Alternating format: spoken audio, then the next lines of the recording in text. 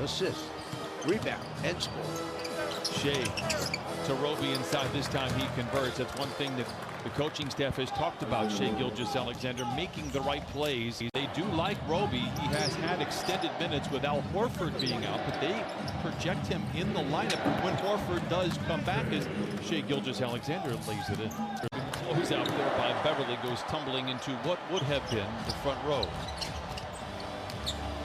Leonard backing down on Shai, spins away, hangs inside and is hit. He'll go to the line for 2 free throws. Kennard, one of those 8 players shooting better than 40% from distance. Shai met at the baseline by George. They do very well when they lead by 10. They are 11-1. Kennard, another extra pass to George. Got it. Clippers 3 for 10 from distance. Shai. Leonard with the rebound. Again, the Clippers have numbers if they push. Shai picked up by Ibaka. Steps away for a contested 3. Good defense by Serge. Here's that zone once again. They went back to it after the steal and layups, and now Oklahoma City has to make a decision. What are we running against the zone? The #1 lineup last year in terms of minutes played for the Clippers was only 215, so they're gaining continuity, and something they didn't really have, and they said really bothered them in the bubble when the times got tight. Baisley with his second basket, he has 4. That's because Ibaka was laying back, trying to protect the rim in case anybody was cutting into the open paint.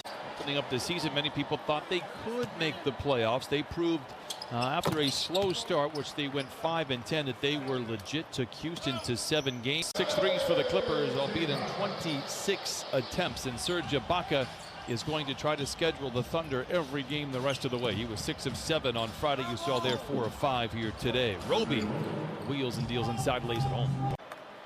Well, it certainly has changed. Go back to when Rick Pitino came into the NBA. Once again, after a quick start for the Clippers, Oklahoma City just kind of hanging around. Shot clock is dark. Gilgeous-Alexander down the lane. No. Muscala, no. Rebound. The Clippers have time. The intensity can wane a little bit when Pat is not out on the floor. Meanwhile, Gilgeous-Alexander, if he's paid by the dribble, a rich man on that possession, a whistle and a shot clock violation. George flares out, and that cups the back of the rim. And just picking up on what Mike said about hitting first, is that just a mentality, Mike? As nice, fluid. Shai, contested jumper by Reggie Jackson, but he knocks it down. Quick move by Shai. Baisley given space for 3 and knocks it down. Baisley brings Oklahoma City to within 6. Feeling good about that jump shot. He was making them before the game. I just happened to be watching them going through their workout, and he was making a lot of shots. Extra pass goes to Gilgeous-Alexander for 3. I want to see if the Clippers come back into a zone to try and disrupt the rhythm that Oklahoma City has at the offensive end of the floor. Well, those are 2 big guys out in front of the zone. You got Paul George and Kawhi Leonard as the 2 people on top of the zone. Errant pass by George. They quickly get it ahead to Gilgeous-Alexander, and he lays it in despite the outstretched fingers of Paul George. Had a 17-point lead in that first quarter. The reversal by the Clippers. Kennard gets into the corner for 3. Rebound goes to Shai Gilgeous-Alexander. Rebound goes to Shai Gilgeous-Alexander. Clippers now 10 for 37. Shai with the floater. Shai with the rebound, slings it back outside. Rebound goes to Shai Gilgeous-Alexander. Clippers now 10 for 37. Shai with the floater. Shai with the rebound, slings it back outside. Gilgeous-Alexander seems unaware. Now he is. A guarded 3. Another shot clock violation, the second of the quarter for Oklahoma City. You were probably correct.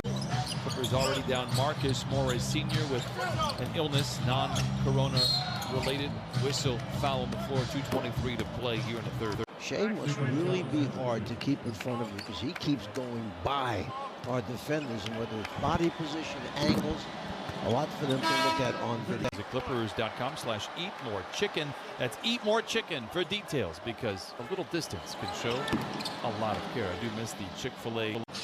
Lou Williams out there for Ty Lue. There you're talking about the drives from Shai. He misses at the rim, but yes, indeed, he is a tough one to stay in front of. Ty Lue, there you're talking about the drives from Shai. He misses at the rim, but yes, indeed, he is a tough one to stay in front of. Batum, a corner three. Batum, a corner three. Okushevsky takes flight and throws it down. Poor shot that time. When we started to go, he backed out and then he tried to force the way to the rim. Shai colliding with Zubac, lays it in with his offhand. Jackson, a rainbow, doesn't fall. Extended possession for Oklahoma City. Hard work inside, getting extra shots for OKC. Ball knocked out of bounds off of Roby's hands and back into the possession. So am I answering yes to that, or? There's no yes or no. Oh, There's okay. no broadcaster participation anymore. Unfortunately, Dort to the rim, muscles up a shot and gets a friendly roll. Make sure you communicate and that the black jerseys block off the blue jerseys so they can't steal the tip.